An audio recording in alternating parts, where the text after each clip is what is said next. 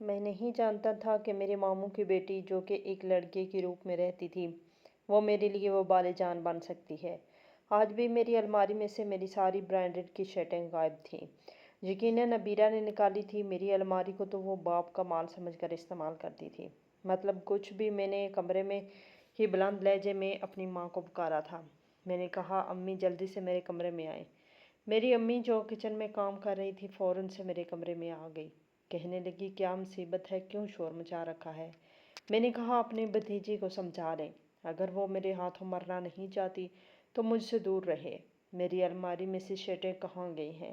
ابھی میں کچھ دن پہلے ہی لے کر آیا تھا۔ کہنے لگی، پتہ نہیں، یہیں کہیں ہوں گی۔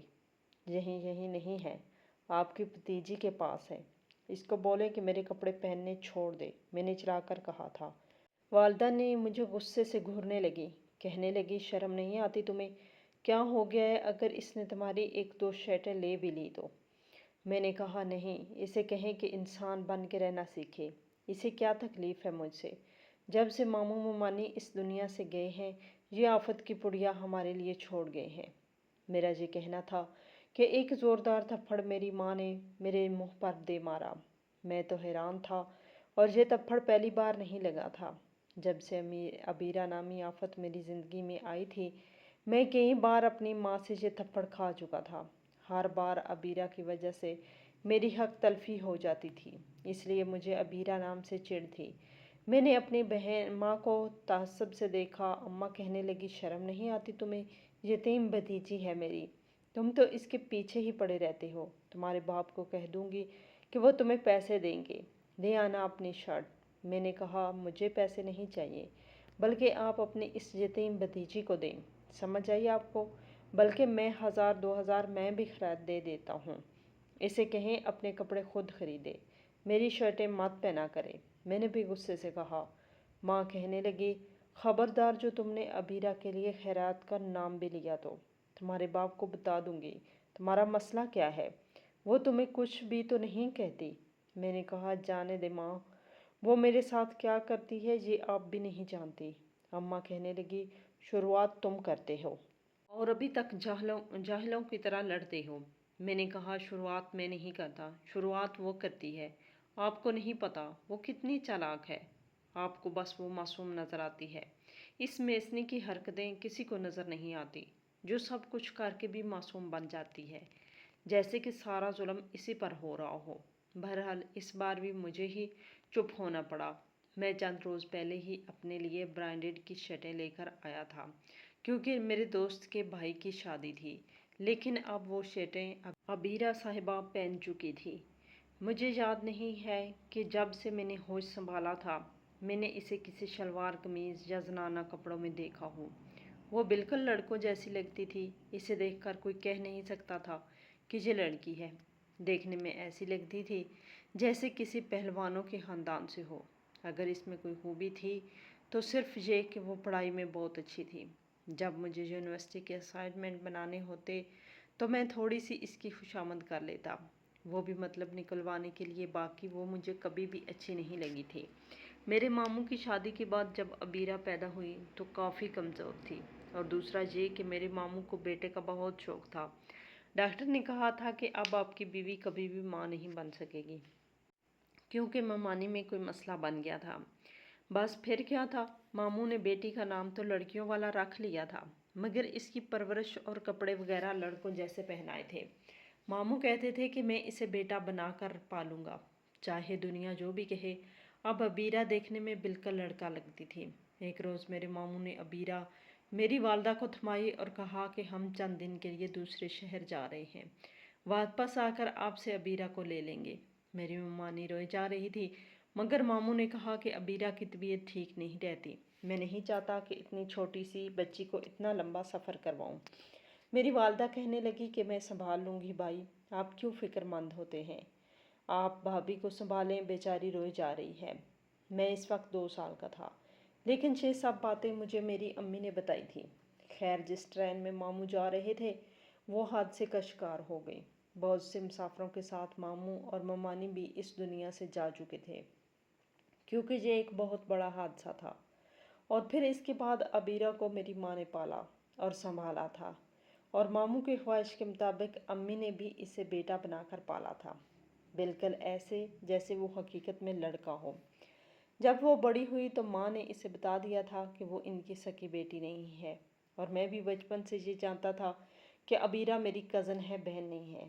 یہ نہیں ہے کہ میری والدہ نے اپنی بھتیجی کو میرے مقابل کھڑا کر دیا تھا، بلکہ یہاں تک کہ میری دادی بھی عبیرہ کو مجھ پر ترجیح دیتی تھی۔ بس ایک میں ہی تھا سب کو تھپڑ مارنے کے لیے۔ عبیرہ کی وجہ سے مجھے بہت ہمیشہ تھپڑ پڑے تھے، کیونکہ وہ شرارت کرنے کے بعد معصوموں کی طرح شکل بنا کر کھڑی ہو جاتی تھی، اور میرا باپ مجھے کھا جانے والی نظروں سے دیکھتا رہتا تھا، اور ایک آدھ تھپڑ میرے منہ پر پڑ جاتا تھا۔ میری دادی مجھ سے بہت محبت کرتی تھی، لیکن زیادہ محبت ان کی میرے چھوٹے بھائی زین سے تھی، یا پھر عبیرہ سے۔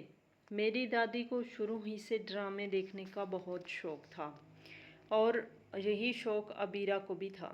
دونوں جب مل کر ٹی وی دیکھتی تو جہاں سے دادی کو سین سمجھ میں نہیں آتا تھا، عبیرہ دادی کو تفصیل سے سمجھانے لگتی۔ وہ بھی میری طرح دادی کو دادو کہتی تھی، اور مجال ہے کہ ہمارے ماں باپ یا دادی نے کبھی بھی فرق سمجھا ہو۔ شاید میرے باپ کی اٹیچمنٹ عبیرہ سے یوں بھی تھی کہ وہ میری والدہ کی کزن تھے، اور میرے ماموں سے ان کی دوستی بھی بہت اچھی تھی۔ بہرحال میں دل جلائے بیٹھا تھا۔ رات کا کھانا بھی میں نے نہیں کھایا تھا۔ رات کو میرے والد نے مجھے جب غضبناک لہجے میں پکارا تو میں زور سے چونکا۔ مجھے اپنے باپ سے بہت ڈر لگتا تھا، اسی لیے سارا غصہ سائڈ پر رکھ کر کمرے سے باہر نکل آیا۔ ڈائننگ ٹیبل پر کھانا لگ چکا تھا، اور شاید میرا ہی انتظار کر رہے تھے۔ کہنے لگے، کہاں تھے تم؟ کھانا لگ گیا ہے۔ میں نے کہا، بابا مجھے بھوک نہیں ہے۔ کہنے لگے، آرام سے بیٹھو اور خاموشی سے کھانا کھاؤ۔ میں وہاں بیٹھ کر کھانا کھانے لگا۔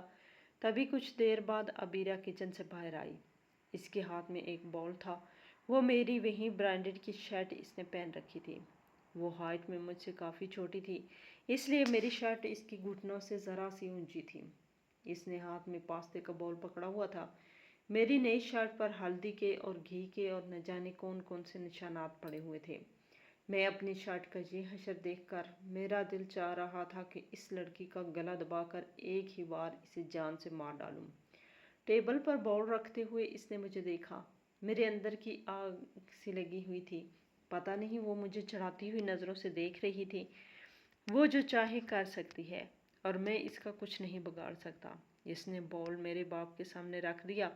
کہنے لگی، میں نے آج اپنے ہاتھوں سے پاستا بنایا ہے، کھا کر بتائیں کیسا بنا ہے۔ میرا باپ تو یہ سن کر خوش ہونے لگا۔ اس کے سر پر ہاتھ رکھ دیا۔ کہنے لگا، یہ میری بیٹی نے بنایا ہے، میں تو آج سب سے پہلے پاستا ہی کھاؤں گا۔ حالانکہ پاستا مجھے بھی بے حد پسند تھا، لیکن میں نے نہیں کھایا۔ باقی سب نے پاستا کھایا اور اس کی تعریفیں بھی کر رہے تھے۔ میں جانتا تھا کہ رات کو کھانے کے برتن وہی دھوئے گی۔ دن بھر تو کسی کام کو ہاتھ نہیں لگاتی تھی، لیکن رات کو میرے باپ کے سامنے نمبر بڑھانے کے لیے رات کے برتن دھونے بیٹھ جاتی تھی، تاکہ میرے باپ کو یہ لگے کہ وہ گھر کے سارے کاموں میں میری امی کا ہاتھ بٹاتی ہے۔ اس وقت کچن میں کوئی نہیں تھا۔ میں کچن میں آ گیا۔ وہ میری 3000 کی شرٹ پہن کر بڑے مزے سے برتن دھو رہی تھی۔ میں نے اسے بازو سے پکڑ کر اس کا رخ اپنی جانب کیا۔ مجھے دیکھ کر کہنے لگی، میرا بازو چھوڑو۔ میں نے کہا، میری بات کان کھول کے سن لو۔ آئندہ اگر تم نے میرے کمرے سے میرے پوچھے بغیر میری کوئی بھی شرٹ نکال کر پہنی تو یاد رکھنا، چھوڑوں گا نہیں۔ وہ کہنے لگی، ہاتھ چھوڑو میرا اور تمیز سے بات کرو۔ میں نے کہا، تم اس قابل ہو کہ تم سے تمیز سے بات کی جائے؟ دیکھو، تمہاری ہر چیز پر میرا حق ہے۔ میرا جب دل چاہے گا میں تمہاری الماری کھولوں گی، اور جو شرٹ اچھی لگے گی میں پہن لوں گی۔ تم مجھے روک نہیں سکتے۔ عجیب دھونس جمانے والا انداز تھا اس کا۔ میں نے کہا، تمہارے باپ کی جاگیر ہوں میں، جو تمہارا مجھ پر حق ہے۔ میں تمہیں بڑے آرام سے سمجھا رہا ہوں، میری الماری کو ہاتھ مت لگانا۔ یہ کہہ کر میں اپنے کمرے میں آ گیا۔ اس کے بعد میں نے یہ کیا کہ اپنی الماری کو لاک کر کے الماری کی چابی چھپا دیتا تھا۔ اب میری کوئی بھی شرٹ وہ چوری نہیں کر سکتی تھی۔ ایک بار میں یونیورسٹی میں کلاس لے کر گھر آیا تو سناٹا سا تھا۔ میں ویسے شام کو آتا تھا، لیکن اس بار دوپہر کو آ گیا تھا۔ اس وقت میری والدہ اور دادی سو رہی تھی۔ میں اپنے کمرے میں آیا تو مجھے زین اور عبیرہ کی آوازیں آ رہی تھیں۔ مجھے حیرت ہوئی کہ یہ دونوں میرے کمرے میں کیا کرنے گئے ہیں۔ کہنے کو تو زین میرا سگا بھائی تھا، عبیرہ سے بھی چھوٹا تھا، لیکن اس کی زیادہ عبیرہ سے بنتی تھی۔ میں دبے دبے قدم اٹھاتا ہوا آگے بڑھا تھا۔ دیکھا تو عبیرہ میری الماری کے ساتھ آپریشن کرنے میں مصروف تھی۔ زین اس کے پیچھے کھڑا اسے پیچکس پکڑا رہا تھا۔ میں چپ چاپ خاموشی سے ان کے پیچھے کھڑا ہو گیا۔ عبیرہ کہنے لگی، میں دیکھتی ہوں کیسے اپنی چیزیں مجھ سے چھپا کے رکھ سکتا ہے۔ زین کہنے لگا، آپ ہی نہیں کھل رہا تو دفع کرو، میری شرٹ پہن لو۔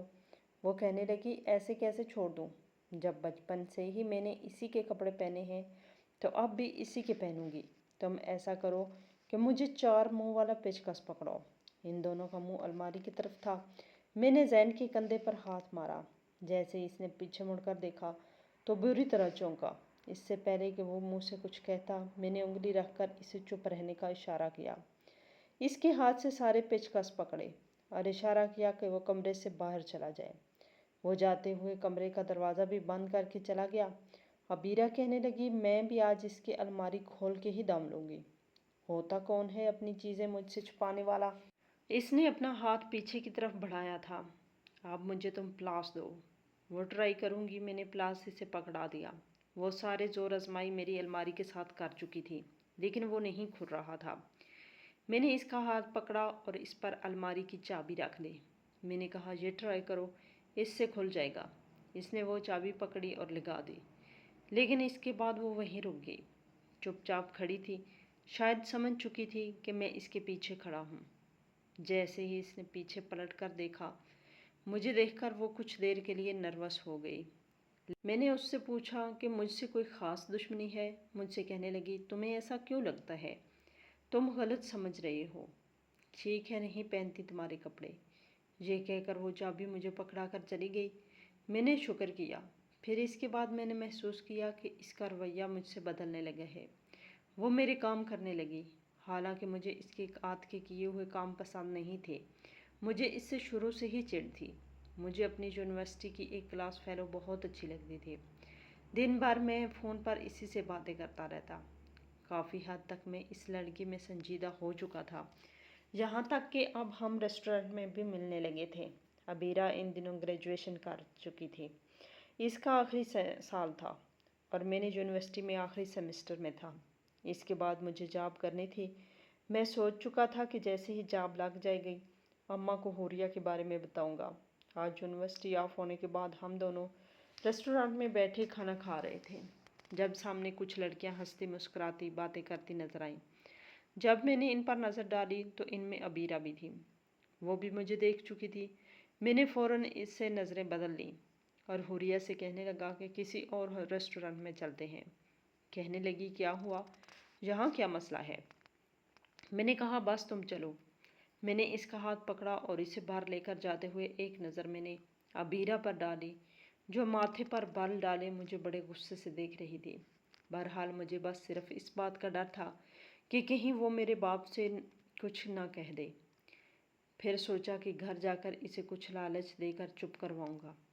اکثر گول گپے کے لالچ میں وہ میرے کام کر دیا کرتی تھی، بات بھی مان جاتی تھی۔ حوریہ کے ساتھ چائے پینے کے بعد جب میں گھر پہنچا تو وہ میرے کمرے میں ہی ٹہل رہی تھی۔ مجھے دیکھ کر کہنے لگی، کون تھی وہ لڑکی؟ میں نے کہا، حوریہ۔ کہنے لگی، کون حوریہ؟ میں نے کہا، میرے ساتھ پڑھتی ہے، اچھی لڑکی ہے، مجھے اس سے محبت ہے۔ کہنے لگی، ایسے کیسے تم کسی سے محبت کر سکتی ہو؟ میں نے کہا، کیوں نہیں کر سکتا؟ پھر میں نے کہا کہ دیکھو، میری بات سنو، بابا سے کچھ بھی مت کہنا، میں وقت آنے پر انہیں بتا دوں گا۔ جیسے ہی میری جاب لگے گی میں بابا کو بتا دوں گا کہ حوریہ مجھے پسند ہے۔ تم بس یہ بتاؤ کہ اپنا منہ بند رکھنے کے لیے کتنے پیسے لوگی؟ میں نے سوچا کہ گول گپے مانگ لے گی یا کوئی برانڈڈ کی شرٹ مانگ لے گی۔ کہنے لگی، تمہیں حوریہ نظر آ گئی، میں نظر نہیں آئی؟ میں اس کی بات سمجھ نہیں پایا، اس کا مطلب کیا تھا؟ عبیرہ آنکھوں میں موٹے موٹے آنسو لے آئی تھی۔ پھر کہنے لگی، سعد، میں تم سے محبت کرتی ہوں اور بہت پہلے سے کرتی ہوں۔ تمہارے ساتھ اس لڑکی کو نہیں دیکھ سکتی۔ میں تو اس کی بات سن کر جتنا حیران ہوتا اتنا کم تھا۔ میں نے کہا پاگل تو نہیں ہوگی، میں شادی کروں گا تم سے، ہوش میں تو ہو تم۔ وہ کہنے لگی کیوں، مجھ میں کیا کمی ہے؟ میں نے کہا تم میں خوبی کیا ہے؟ جا کے آئینے میں خود کو دیکھو، لڑکوں کے کپڑے پہنتی ہو، لڑکوں کی طرح بات کرتی ہو، ایسی لڑکیوں سے کون محبت کر سکتے ہیں؟ مجھے تمہیں دیکھ کر کچھ بھی محسوس نہیں ہوتا، اور پھر جب سے تم میری زندگی میں آئی ہو مجھ سے بس سب کچھ چھین ہی رہی ہو۔ لیکن دیکھو، میں یہ کبھی بھی برداشت نہیں کروں گا کہ تم میرے اور حوریہ کے بیچ میں آؤ۔ چلو نکلو میرے کمرے سے باہر اور اپنے دماغ کا علاج کرواؤ۔ وہ کہنے لگی مجھے پھپھو نے بچپن سے یہ کہا ہے کہ وہ میری شادی تم سے کریں گی۔ میں نے ہمیشہ تمہارے خواب دیکھے ہیں، میں تم سے دستبردار نہیں ہو سکتی۔ میں نے کہا میں حوریہ کے علاوہ کسی سے شادی نہیں کروں گا، اور اگر حوریہ نہ بھی ہوتی تب بھی کبھی میں تم سے شادی نہ کرتا۔ میں تمہیں ساری زندگی کیسے برداشت کر سکتا ہوں؟ وہ میری بات سن کر کمرے سے چلی گئی۔ میں اس کے بارے میں ایسا سوچ بھی نہیں سکتا تھا۔ غصہ تو مجھے اپنی ماں پر بھی آنے لگا تھا۔ انہوں نے مجھ سے پوچھ کر اسے اتنی بڑی امید دلائی تھی۔ میں کیا غلام تھا کہ ساری زندگی پہلے اس سے اپنی ہر چیز بانٹتا رہا نہ چاہتے ہوئے بھی، اور پھر اب اسے دلہن بنا لوں اس لیے کہ وہ میرے مرحوم ماموں کی بیٹی ہے۔ لیکن میں نہیں چاہتا تھا کہ میرے ساتھ اتنا بڑا کھلواڑ کر جائے گی۔ پتہ نہیں کیسے اس نے میرے فون سے حوریہ کا نمبر لیا اور پھر حوریہ سے ملنے چلی گئی۔ جو کچھ اس نے حوریہ سے کہا میں سوچ بھی نہیں سکتا تھا۔ کچھ دن بعد مجھے حوریہ کی کال آئی، وہ رو رہی تھی۔ میں نے کہا تمہیں کیا ہو گیا ہے؟ کہنے لگی میں تم سے ملنا چاہتی ہوں۔ ان دنوں یونیورسٹی بند ہو چکی تھی، چند دن ہماری ملاقات نہیں ہوئی تھی۔ میں نے کہا ریسٹورانٹ میں ملتے ہیں۔ کہنے لگی ٹھیک ہے، 5 بجے آ جانا۔ میں 5 بجے مطلوبہ ریسٹورانٹ پہنچ گیا تھا۔ میں نے دیکھا حوریہ کی آنکھیں رو رو کر سوجی ہوئی تھی۔ میں نے اس سے پوچھا کہ تمہیں کیا ہو گیا ہے؟ کہنے لگی میں نہیں جانتی تھی کہ تم اتنے بڑے دھوکے باز ہو سکتے ہو، تم اس قدر گرے ہوئے انسان ہو سکتے ہو، میں سوچ بھی نہیں سکتی تھی۔ میں نے کہا حوریہ کیا بول رہی ہو، تمہیں کیا ہو گیا ہے؟ وہ کہنے لگی کہ تمہارے ساتھ آگے نہیں چل سکتی۔ میرے دیے ہوئے سارے گفٹ اس نے میرے سامنے رکھ دیے، میں تو ہکا بکا اسے دیکھے جا رہا تھا۔ میں نے کہا کیا کیا ہے؟ میری تو جان پہ بن گئی تھی، کیونکہ میں حوریہ سے بہت محبت کرنے لگا تھا۔ کہنے لگی تمہارا کام ہی یہی ہے، تم لڑکیوں کو اپنی محبت کے جال میں پھنسا کر اپنا اعتماد ان پر جما کر پھر انہیں ہوٹل کے کمرے میں لے جا کر ان کی زندگی برباد کر کے رکھ دیتی ہو۔ میں سوچ بھی نہیں سکتی تھی کہ تم اس قدر گرے ہوئے ہو۔ میں تجھے سن کر چکرا کے رہ گیا۔ میں نے کہا یہ سب تم سے کس نے کہا ہے؟ حوریہ کہنے لگی تمہاری کزن نے بتایا ہے، اور شکر ہے کہ اس نے مجھے بتا دیا، کیونکہ رشتہ تو تمہارا بچپن سے تمہاری کزن کے ساتھ ہو گیا تھا، اور تمہارے گھر والے تمہاری شادی بھی اسی سے کریں گے، اور تم بھی یہی چاہتی ہو۔ مجھ سے تو تم صرف کھلواڑ کر رہے تھے۔ میں نے کہا حوریہ وہ سب جھوٹ بول رہی ہے، تمہیں مجھ پر اعتبار نہیں ہے۔ اس نے میری اور عبیرہ کی کچھ تصویریں میرے سامنے رکھ دی۔ میں نے کہا یہ تو میں ہوں، میں نے یوں ہی عبیرہ کے ساتھ کھنچوائی تھی، ہم کسی شادی پر گئے تھے، تب میں نے اس کے ساتھ تصویر کھنچوا لی تھی۔ ایک بار کہنے لگی انگوٹھی پہنا دو، تو میں نے پہنا دی۔ اس نے اس کی بھی تصویر کھینچ لی، بس یہ اتفاق کی بات تھی۔ لیکن اس نے کس طرح سے یہ چیزیں حوریہ کے سامنے رکھی تھی میں سوچ بھی نہیں سکتا تھا۔ وہ مجھ سے اپنا ہر تعلق توڑ کے جا چکی تھی۔ مجھے عبیرہ پر اتنا غصہ تھا، جی چاہا تھا کہ اس کی جان لے لوں۔ میں گھر گیا تو وہ اپنے کمرے میں بیٹھی تھی، زین کو ہوم ورک کروا رہی تھی۔ میں اس کے کمرے میں گیا، میں نے کہا زین تم باہر جاؤ۔